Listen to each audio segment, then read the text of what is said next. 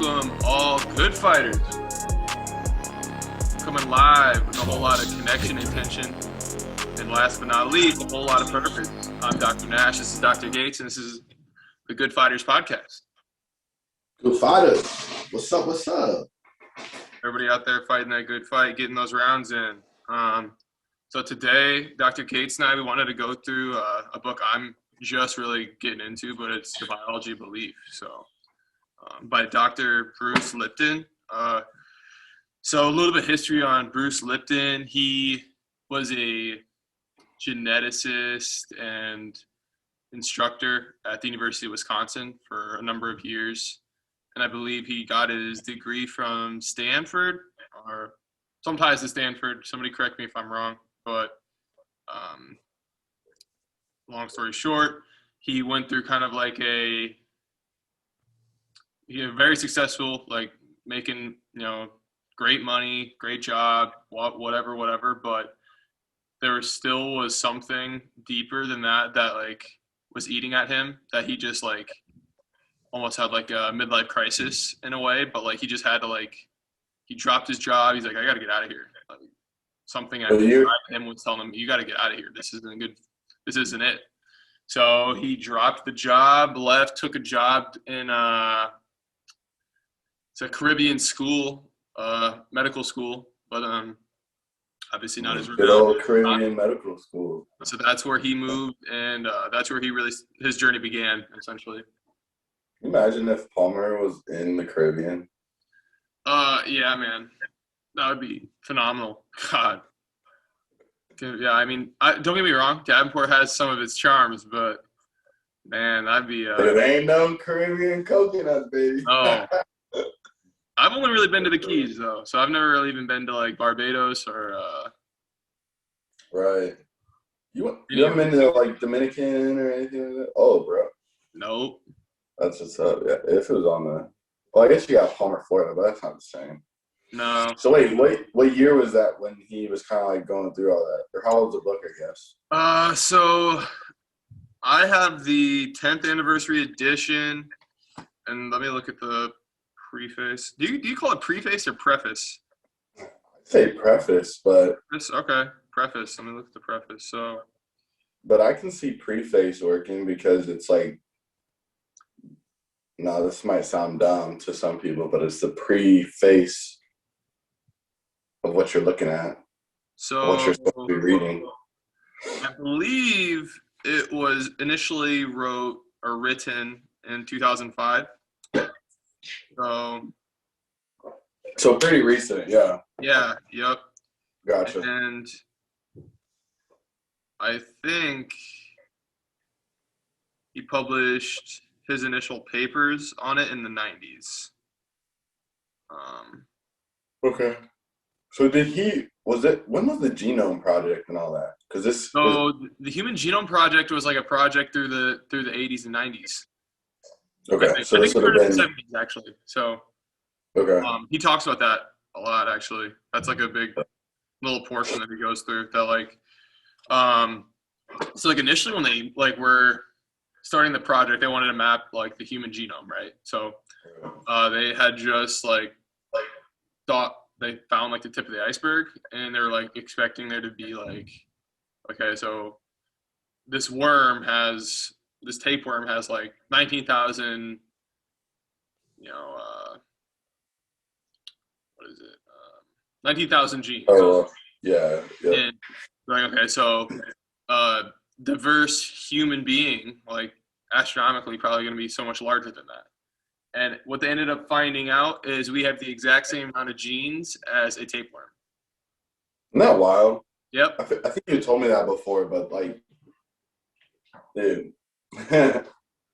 Yeah, that's insane. So that little parasite, man. And it's I mean, complexity wise, to some extent, so vastly different, right? But what he gets back around to, especially at the end of this last chapter, is it is about expression in a way. So as a lot of us know, going through chiropractic school, life is about expression. So For sure. Oh, this is just like just reading it again. Just like I didn't know this, but so he says while the media made a big hoopla over the discovery of the BRCA1, BRCA2 breast cancer gene, they failed to emphasize that 95% of breast cancers are not due to inherited genes. Yeah, that's something that we talk about all the time in here because they'll be cutting off breasts just because you have it. Oh, no way. Oh yeah, the majority of the mastectomies that are going on are going to be because they have it. I mean, if you look online, people are like, "Oh yeah, I found that I have the BRCA1 gene, BRCA2," and they just chop them off. Dude, what? Yep. I Because mean, not well, that this is what I'm getting into, but like it kind of reminds me of this where like I've heard stories of like so I've heard a few like they're anecdotal for sure, but like I know they're not alone. Um so it's with transgender individuals, right? And yeah, I love everybody. I don't have you know whatever is true to you, do your thing. But I know as a teenager, you really are always trying to find your identity. Nobody knows who they are when they're a teenager, right? Like right, that's literally the identity crisis of being a teenager. That's what it is. mm-hmm.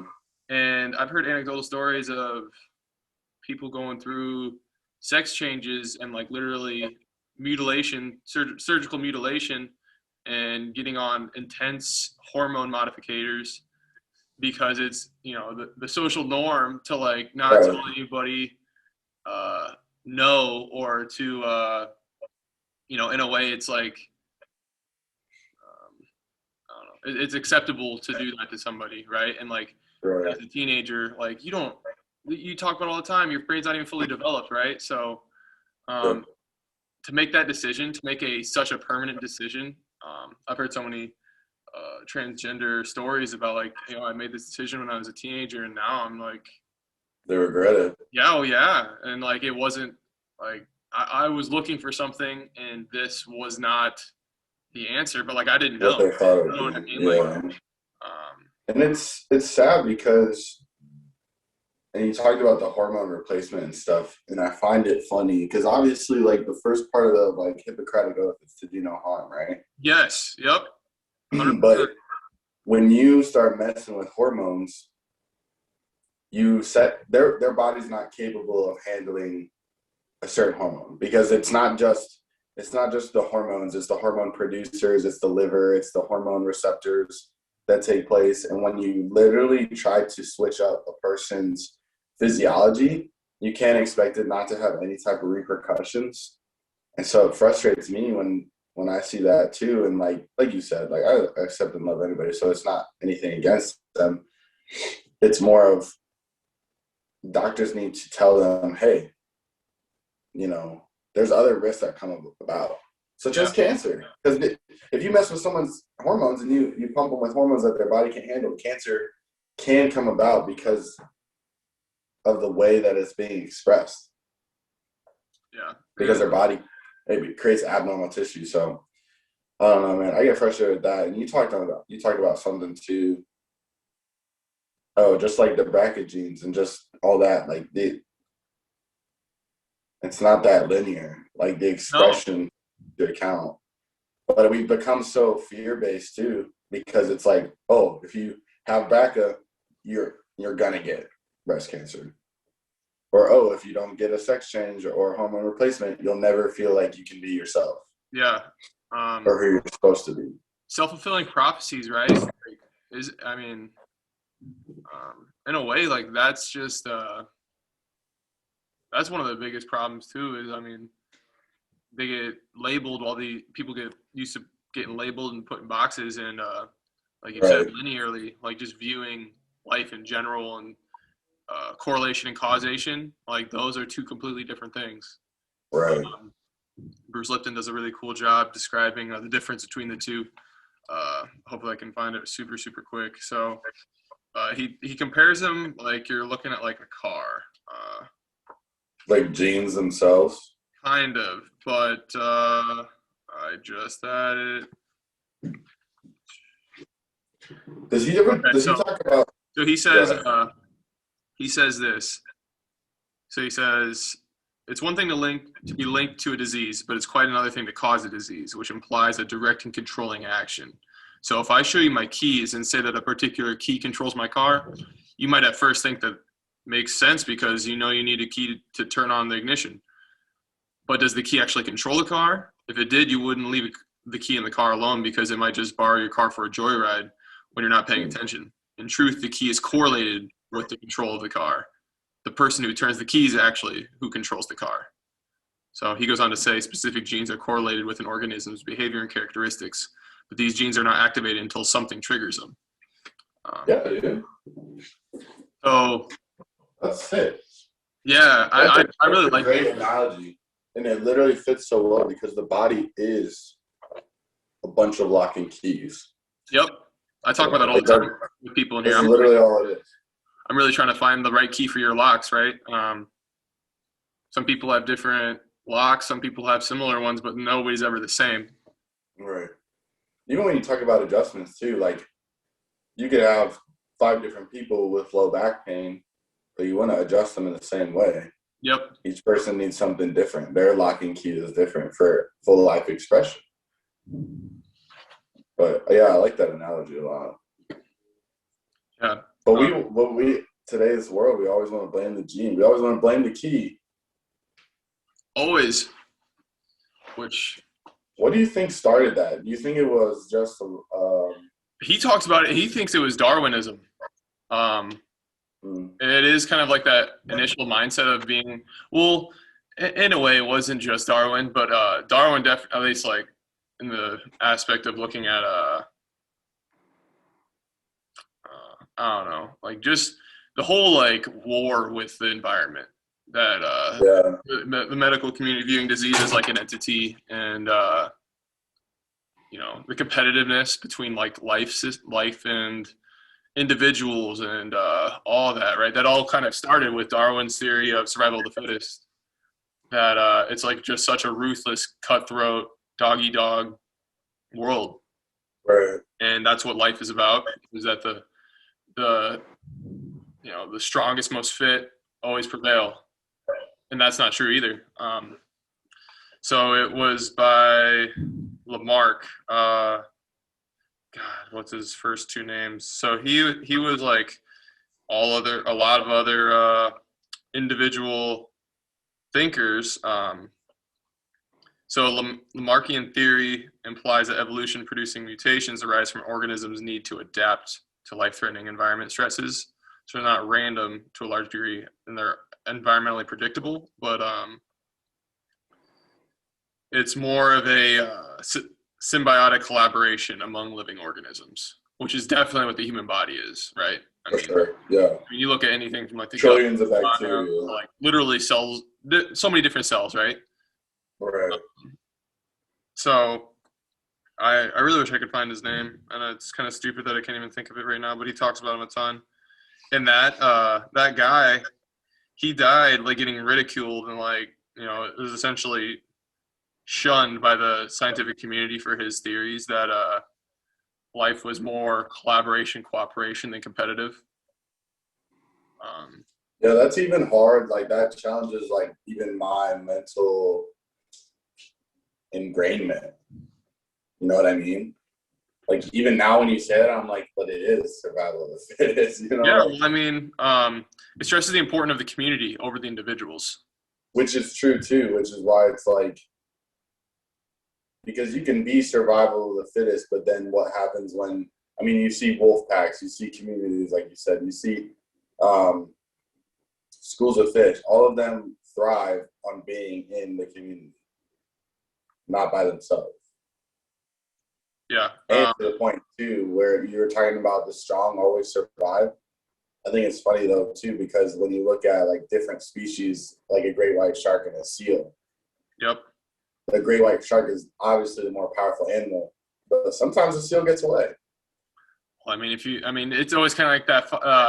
What do people always ask? Would you rather fight 1,000?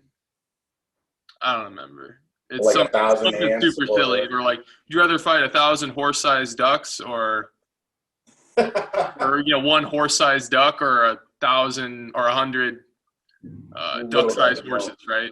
You know what I mean? Or right, something really yeah, dumb, but in a way, that's kind of what it is. So, right, um, so what he says in here, the function of the nervous system is to perceive the environment according to behavior of all other cells in the vast cellular community.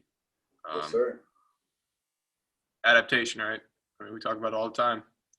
Got to be able to perceive your environment to adapt to it, and that's what he really gets into is genetic adaptation. It doesn't just happen individually; it happens in your community, and not just not like you can look at it like big picture. Like I mean, in a way, anytime you like zoom back out with society to whatever, like globally, right? Yeah, Even like galaxies, solar systems, galaxies, universe wise, things always have similar patterns. And you can even look at like, what's it called? Fibonacci's number, right? yeah. Fibonacci's number if you're looking at like the flower of life, if you ever seen that structure. A flower. No. So like it's with, so like think about in mom's womb, right? When we finally get our first, mitosis of cells, Yeah, they like split, and you have like this double O, with like a Venn diagram looking thing, yeah, right? Where like they split and become two cells, and split and become right. again. So that image and um structure of those two like spheres in a way is evident down to like atoms and Yeah, like revolution and even like to the more minute. So like zooming out or zooming in, like things have the same pattern. right.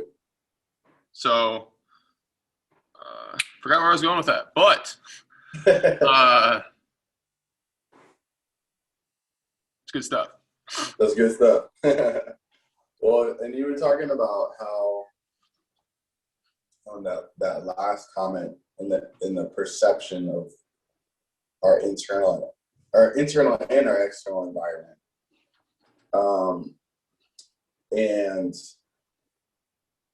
I want to touch on how like people have lost Their community. that Sorry, their perception. community. I remember now.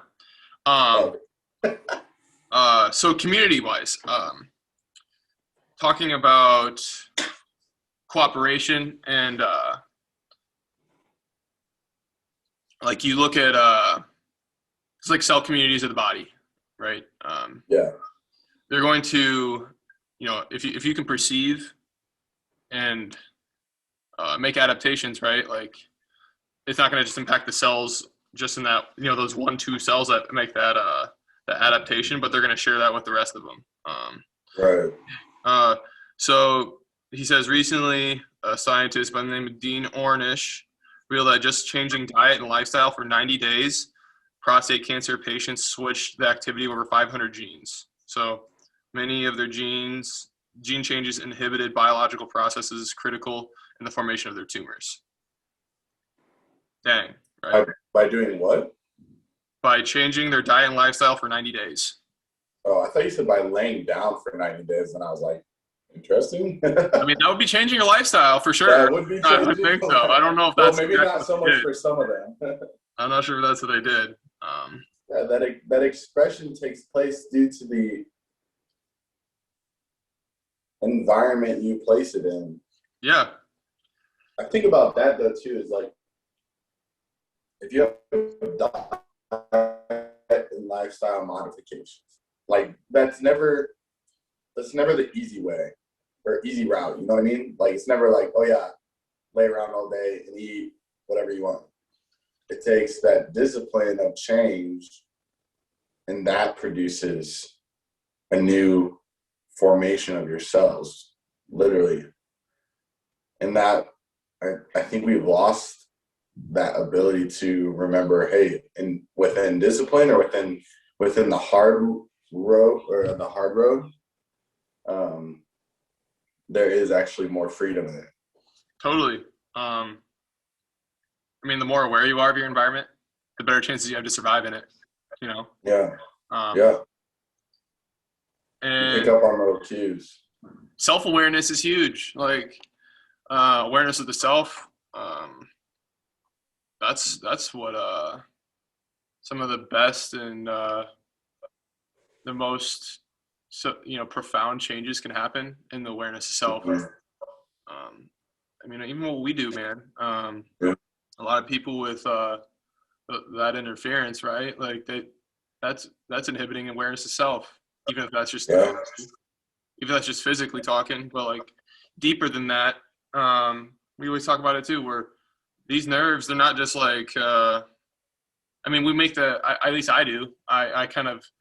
It's a way for people to understand that like it's similar to telephone wires, but it's not a perfect analogy.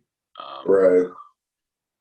They're closer to like strings on like a guitar, right? Where like that vibration, they're not like just like tubes for sending things. It's a medium. So like Yep. it's almost like that flow is constantly happening. But You can't. It's not shut off.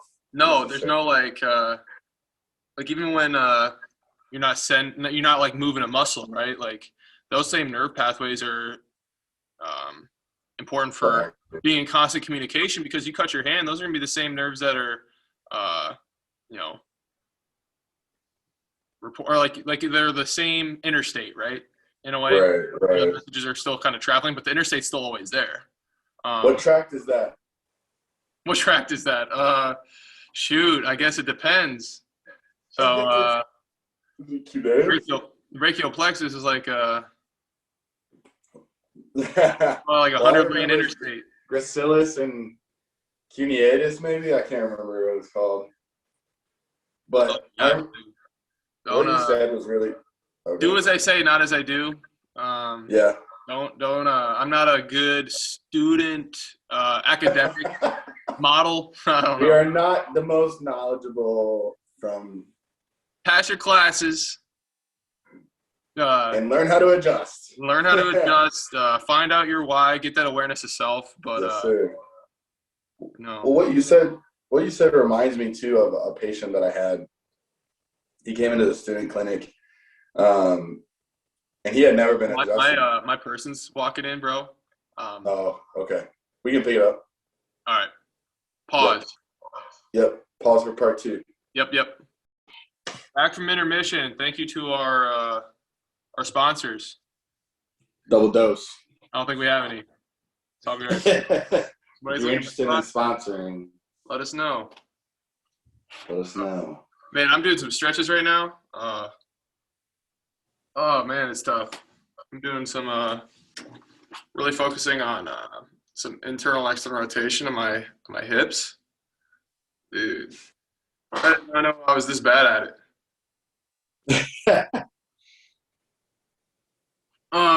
So where we're roll out where do we leave off? Roll out the whole muscles beforehand, dude.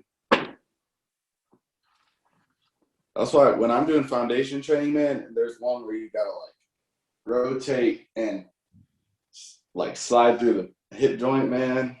That thing feels good. It increases that space. It feels good. It's just very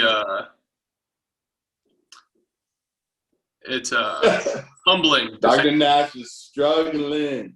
Yeah. But I also so I had a hip injury in college, and in a way I feel like I developed patterns around kind of like protecting it in a way. Oh yeah. So that just made my pelvis very, very rigid. My hip mobility is bad. Yeah. That's one thing that I never really, my hip actual like joint never has bugged me before. Like my SI, my knee, and my ankle have, but not the other ones. And all ironically on the same short leg. Woo! Okay. What were we discussing, dude? I don't remember I think we were talking about something, but Well, not sure, but we can always get right back into yeah, some we stuff. always get right That's back into pretty it. cool. But jeans, because we were talking about jeans, man. Jeans are interesting, and I think a lot of times people, we were talking about why people kind of like blame their genes or like how we got here. Yep. And you were saying Darwinism. But yeah, I think it's in the fear-based mentality, like we've lost the sense of trusting our bodies to do what it's supposed to do when we provide it a proper environment. Like people have forgot, um, if you're creating a good environment and you're putting forth effort in removing thoughts, traumas, toxins, subluxations, all that good stuff, like you are going to be able to thrive. It's So not like cancer is a lottery ticket that people no, just kind of get. it's funny you say that. So on this page, so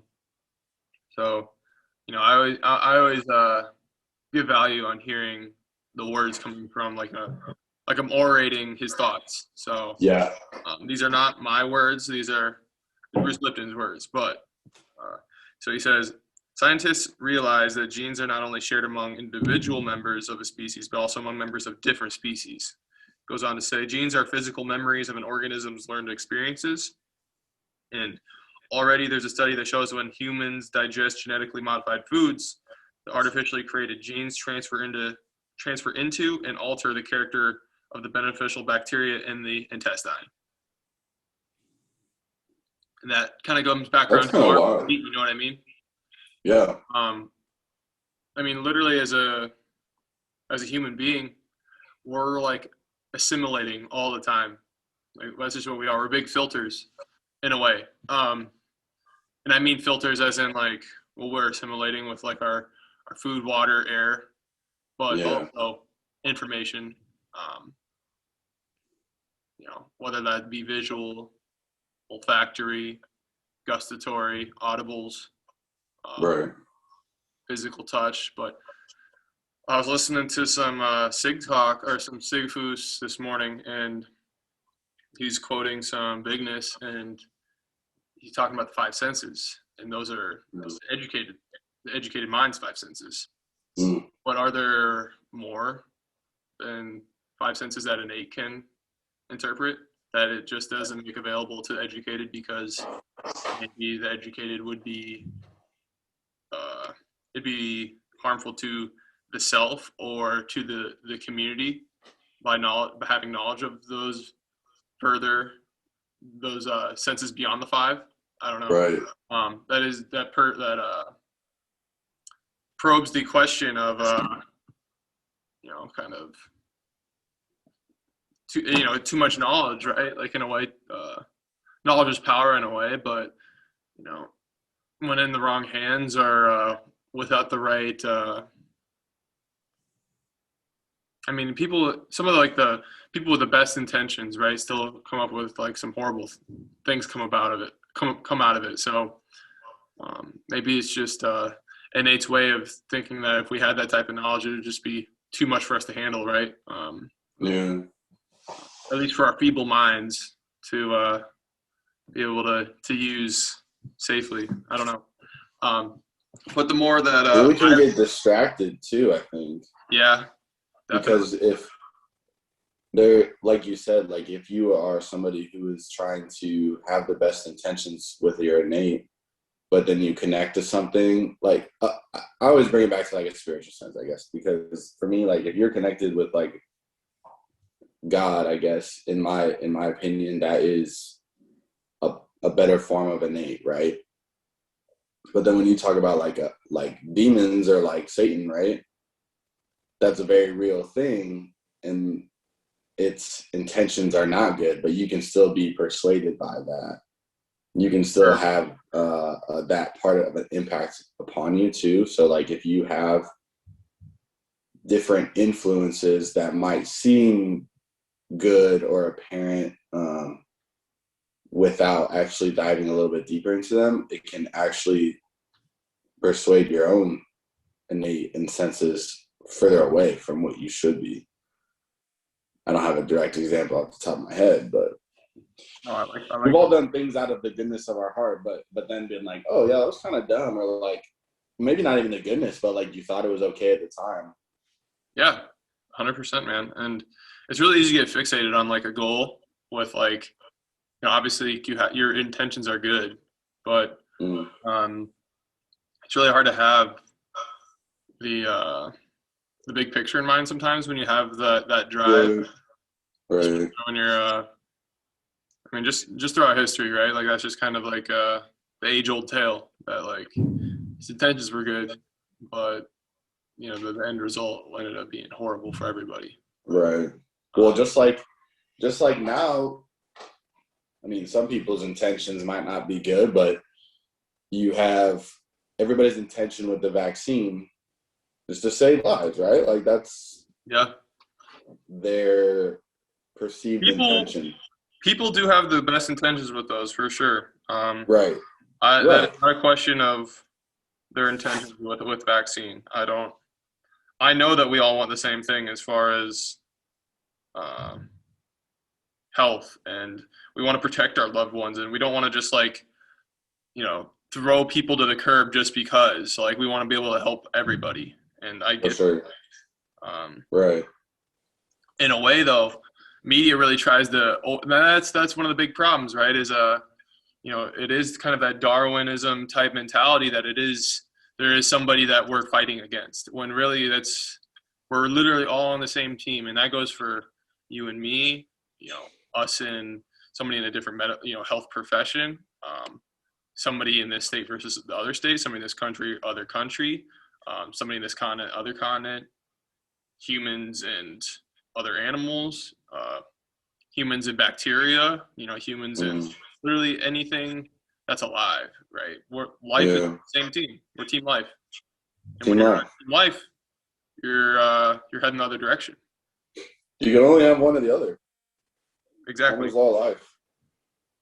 He Um, talks about too, just like how we try to use that educated brain and it ends up fighting us back. And he used the example of like a certain kind of koi, I think, or carp, Asian carp, to try and kill mosquitoes, but then the Asian carp just multiply and just overrun everything and ruin the ecosystem of the water. yeah, they're really bad here. Yeah. So he was talking about that and how we educatedly were like, oh yeah, this fish will take care of this. A Yep. plus B equals C. Yep. And we don't even register the expression or the evaluation and impact it has on the community. Yeah. And I mean that happens Asian carp, all the time. Asian carp is what's ruining Iowa. Yeah. Right. Uh, that's the next. We need help, right? I don't know. I know that they have like you can like essentially go out and like bow fish those things and just literally kill Really? the boss just because they're so That's bad. wild. And I don't Yeah. mean to like just kill something and throw it away, but to some extent they're like locusts that like Right. The decimate the locusts. entire ecosystem. Can you eat them? You can, but they're super bony. So like it's Mm. just like it's a lot of work. I heard.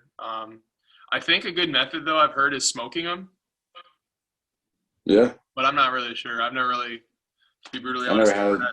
so Yeah.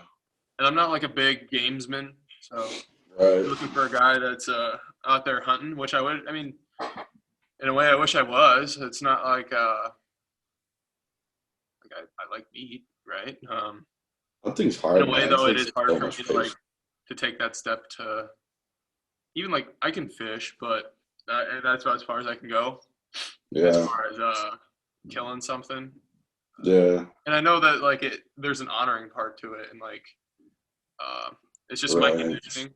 I feel like I've been conditioned to not like that, and I know that there's like a whole nother. I mean, like even in Native American culture, all different types of culture of honoring the game that you kill, and like it's so much more rewarding to do something of the land than for me to go to the store and buy a pack of chicken.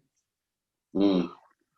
you value the life more too. Yeah, yeah, and it is a better life in a way for that game that I killed. I get that 100%. I just really It have is a it hard is a time. hard step. It is a Yeah, hard and step. I'm I'm not I'm gonna very lie. empathetic in that aspect. That like, man, it's just really hard for me to do that. I remember back when my dad and me, we would go fishing, and I was super, super young. And we caught like a couple catfish, right? And I was like starting to like we were in a canoe and we were starting to pull up, and I was like I was crying because I was like, I don't want to kill it, but at the same time, like I did like want to eat it. So Yeah, like so I was having this like internal personal dilemma. And he was cool about it. He was like, all right, if you don't want it, like we can let it go. And I was like, no, it's fine.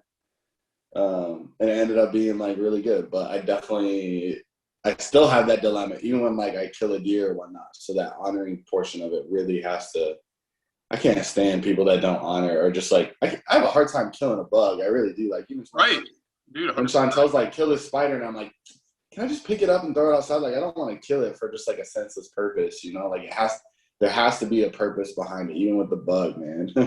Totally, bro. And like that type of mentality, like viewing life is just like, oh, they're just bugs, insecticides, they're just bugs, like I get baby Right. crops, but just kill them all, right? Just spray this shit on it when it rains. It'll kill the bugs on the ground too, so it's even better. And then out of sight, out of Yeah. mind. And like that's just And the the first three ecosystem crops. is whacked from there, man. Yeah. Listen to this, dude. So from U.S. News, environment trumps genes at shaping the immune system. It's a study from 2015. Environment, not genes, dictates human immune variation, study finds.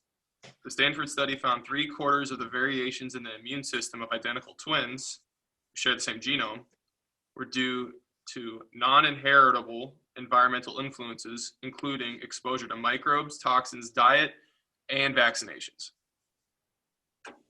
What is that from? It's a 2015 study. So it's from U.S. News. Environment trumps genes at shaping immune system study. Yo, I'll have to find that. That sounds really good. Yeah. Play Dog's giving me a call. Hold on. Yep. Hello?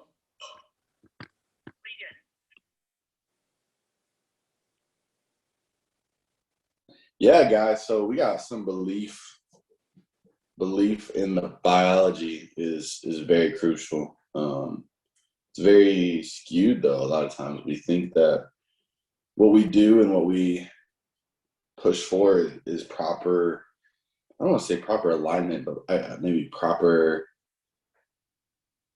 advantageous to us as a species, as a human race.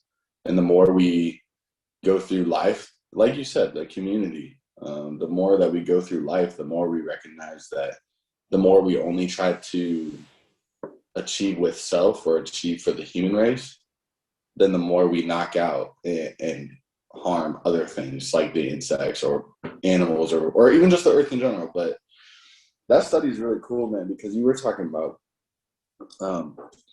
just the factors that come into play. And I think about all the health troubles we have today in today's country, right? And we talked about this before, the paradigm of our healthcare is not anywhere close to what it could be. Yeah. Given the right amount of funds in the proper place. It's not like we don't have the funds or like we don't have the utilization, but you have people that aren't, especially in disparaged areas, they're not taught what health really is, where it comes from, how to take care of it, but they're always given, free vaccines, food that's garbage, housing that is garbage. I mean, they just make them so available for some people, right? Like, come to the grocery store and get your vaccine. Like, well, that's what I'm saying though. Like, if we really wanted to make a change with it, it has to start within what we're not just giving scraps. We give scraps. You know what I mean? Yeah. value system, right? Like the value system's completely skewed, where health is valued around, if you're not sick, then you're healthy. That's not true. Exactly. Yeah. That's not true at all. Right. If as long as you're not sad, then you're happy. That's not true either. Like, you can be. Health is not the absence of disease, merely the absence of disease. I don't know. Yeah. Like they're just constantly trying to like fight the darkness. You know what I mean? Like. Yeah. Which is not an entity. No. It's not a thing. It's a lack of light. That you gotta go towards that minus. Yeah. What's making the light not shine? Yep. I don't know, man. Your genes ain't messed up. Your genes have been the same for millions of years. What is the difference? Our environment, and if anything, our lack of community with the nature around us. And the big takeaway with that is too, man, your genes can change. Like, that's the beauty of it. Like, you don't have to feel like you're stuck just because you already have some problems going on, or you feel like you're far gone, right? You can change for sure. Yeah. It just really takes that. In a way, you got to be able to believe in yourself, right? It starts inside. That's when you can. Dude, I have this weird, like, it's not an obsession. It's more like a thought, I guess you could say, is like, part of me wants to, I don't want to do this because of obviously the repercussions, but part of me wants to become like as sickly as I can. And then like supersize me? Yeah, like supersize, well, kind of, yeah, like supersize me, but then like, conceptual. Like, okay, I have literally pushed my body to the brink where I'm like tanked in testosterone, pushing diabetes, pushing heart disease or whatnot, and then just completely do a 180 and show people it's possible, I guess. Dude, I mean, man, you'd be a champion of the people if you did that. Dude, but I don't know if I can do it. I don't know if I could ever do that, man. That's hard. That's to knowingly like disintegrate what I know. Like I would just have such a hard that would honestly be the harder part than the reversal, is to knowingly make myself sick. Dude, it would be, and it would like for you and I don't know anybody like you to do that. It would be just like such a, oh man, it would be so hurtful to the soul. Yeah. Some would be I have this weird like thing where I'm like, you said what? I mean, little parts of it would be enjoyable. Like, yeah, ice cream for breakfast. Oh well, yeah, definitely. Like if I'm eating Whoppers for dinner every night, I'd love it, but to that extent. But then like a weekend, I'd be like, dude, I feel like dude, Chantel Chantel has a very big sweet tooth. We're working on it. And I do like sweet treats, but I just can't handle them because like I've worked on my body so much that like they just wreck me. Yeah. Like I just feel like I got hit by a bus the next day and stuff. But like sometimes if I'm having a bad day, even she'll like give me a sweet treat. I'm like, babe, like I can't have that because like I know like I just don't feel good afterwards. Like it's not an emotional. It doesn't. The means does not outweigh the what is it? Whatever. It doesn't help me. Yeah. I get better when I eat some veggies and like a lean meat. That makes me feel way better. Totally. I've I kind of went through a self-discovery process in school, like just everybody else does. And in that process, one of the things I was trying to curb was kind of like eating habits that weren't honoring myself. So yeah. Whenever I'd get like these cravings for something sweet, I'd always just like I'd eat fruit until like that was basically gone. And I know that isn't necessarily like nutritionally always like a awesome alternative, just because like fruits have a lot of fructose, which is like a sugar base. But there is still more honoring parts of fruit than there is in just like getting a pack of M&Ms, right? Or like gummy worms. Yeah. Gummy worms, right? So that for me, that's nature's Like obviously you can't just eat fruit all the time, right? I think that's what Steve Jobs tried doing. He really tried just like living off Uh, fruit, and that was like part of the reason why he went when downhill he so had fast. his PC, Yeah. Um, but I started doing that with like honey, like mm, just a raw, like really, really good honey, just like a for sure. tablespoon or something. Oh yeah, honey's great. I mean, I made my own peanut butter this week. That shit was pretty good. How did you make your own peanut butter, dude? It is super easy. Literally so much easier than I could have ever imagined. Take What? yeah, 2 cups of dry roasted peanuts. Um, if you can, try to get unsalted, but it's pretty hard to find, I found out. So Mm. mine were salted, but it honestly turned out fine. And literally in a food processor blender takes probably like 5-10 minutes, just straight blending, blend it for a little bit, push down the sides, just repeat, and like eventually it becomes smooth and creamy. And then Did you have to like add any oil into it or I anything? added a little bit of coconut oil, literally like a Dude, that tablespoon. sounds really good though. And then I added some like cinnamon and like a touch of honey. Ooh. And you can either use like some really like organic maple syrup, but um, dude, yeah, it was super easy. Like That's literally, that's bomb. all I did. And you can add like Oh, cocoa, you can add like different like kind of complementing oh, that spices. could be a game changer. Bro, it was a game changer. Um, I'm probably doing that from now on, to be quite honest.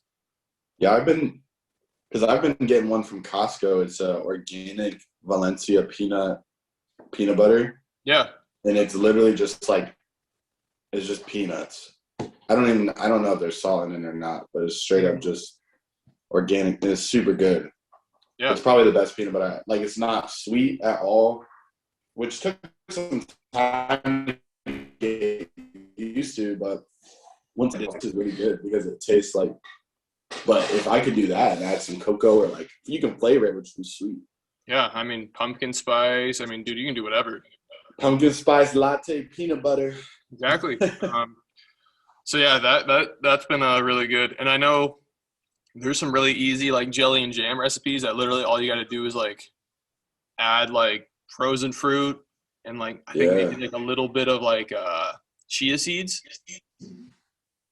Right. and like in a microwave and like basically that pretty much turns into like a jelly. Nice. That's Um, way better than adding all the sugary crap oh yeah, and synthetics that they put in there. yeah. I mean, I think same thing. You might be able to add like a little bit of honey or like a little bit of like. That's the thing. Bind it up. There's so much better alternatives for like sweetener than refined sugar. Like, Mm-hmm. so you Yeah, can get man. those cravings for sure. Just kind of need You to gotta help. beat you gotta beat the cravings, and then you also have to recognize that like you can't replace one product with another product that's processed and healthier. You know what I Mhm, mean? sure. Um, cause yeah, I don't know. I hope for the best for our country's health, but until we recognize that our environment has more to play in it, Yeah. which is slowly but surely, I think. But you said this guy, he was canceled, or what did you say he was? Ostracized by the community. Oh, Lamarck. Yeah, he was. God, I'm trying to find it. I wish I'd have highlighted more of his because I want to be able to just pull up his like full name. Because anybody that looks him up, you'll be able to find him. We need to start trusting and believing in our bodies that it's genetically designed for health. Yeah. No. It's not genetically designed for disease. I just put this up yesterday. Dr. Raymond Nichols. If you ain't on with him on Instagram, everybody's listening needs to start because he said bring health is available to all. We're all designed to be healthy. It's our default. So like our very essence is health, not the other way around that we're believed to be. Jean-Baptiste Lamarck. Jean-Baptiste Lemarck. He's a French biologist. So he actually came out with his presented his theory, 50 years before Darwin. So it's much less harsh on the mechanics of evolution.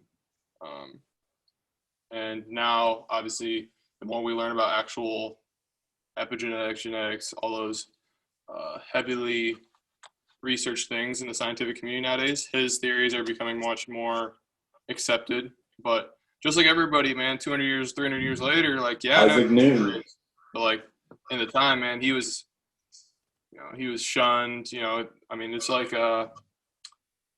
there's so many other examples in the scientific community of them just like being so ruthless with anybody that thinks differently or has like a thought outside the norm, which isn't that like the basis of science, is to challenge the accepted or the collective normal thought process.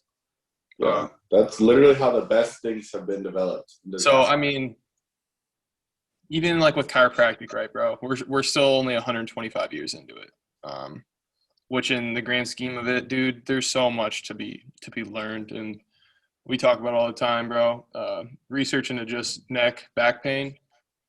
It's we're tired of it, man. Spinning our wheels, right? So I'm tired of it. The principles are there, and it's up to us and any of these students listening or anybody else out there. You don't have to be a chiropractor, man. Just as long as you can think for yourself, and I mean, hold your truths high, right? Like, don't let anybody tell you what you value or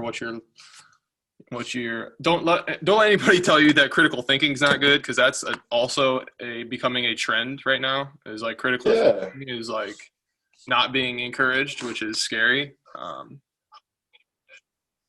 Did you see that news article where it was like, stop critical thinking? Yeah, dude, literally. Like, why your critical thinking skills are harmful to society. It's like, dude, journalists, man, somebody get these journalists some auditing system so I can rank this dude a negative, and like, they need some milk. Well, they need some milk, but like, dude, like, there's a lot of people who are, I don't mean this as like a derogatory thing. There's a lot of people out there who are asleep, who think that the news and these journalists have their best interest in heart, and like these journalists are like all these like, these aren't like people who did school research on health or mental health. These are people who, no offense to you journalists out there either, but like, that's not your field, man. That's not your lane.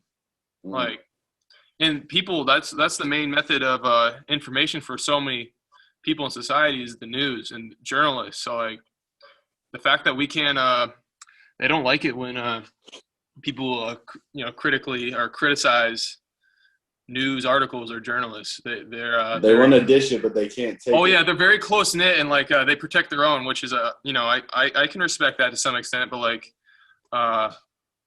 it's a tough sledding if you ever challenge the media, right? So right, yeah. The shit like that just really pisses me off, man. Like, an article like that, like, how are you going to tell somebody that critical thinking is ruining society? Like, dude, you're ruining society by telling people critical thinking's scary and they shouldn't do it. Just accept everything that that big brother that the government tells you, and just keep on sleeping, right? Like, dude, enough with that. It's not cohesive with who we are. Nope. If there is one thing that's right about survival of the fittest or survival of the community, I guess you could say, the more we listen to one group of people as the end-all be-all, the less we will survive. Let me end at least my little portion with this. So it's not survival of the fittest individual, survival of the fittest group, right? So for good fighters, people who fight that good fight, that's our group right there. Fittest group. That's the group. We fight together. And the most adaptable to their environment, the most aware of their environment always succeeds, right? So always be aware, always critically think with what we're saying, man. I'm not saying you have to agree with what we got to say. That's okay. Use your critical thinking skills. Those are literal gifts. And you and I, we live in an area where we can speak like this, but not everybody has that same opportunity, that same that gift. I think a lot of people forget that too. That and honestly, there's some people out there that are really trying to take that gift away. That gift being able to. I'm not saying like there's anything wrong with some of these things people are doing, but there is. But don't let people take that freedom of speech away when so many people in the world, like, they're being silenced. And in a way, we were already seeing that people are being silenced. So yeah, fight that good fight. Be the wolf pack, baby. get those rounds in. Let us hear about them. Yes, sir. Yes, sir. Cool. All right, y'all. We're going to close it out. I hope you guys had some extreme value today, obviously with the connection, intention, and purpose. Dr. Nash, thank you so much for giving us some insight into biology of belief. Peace, bro. Peace. Spread that peace. Peace. All right. Until next time, episode 9. Choose your destiny.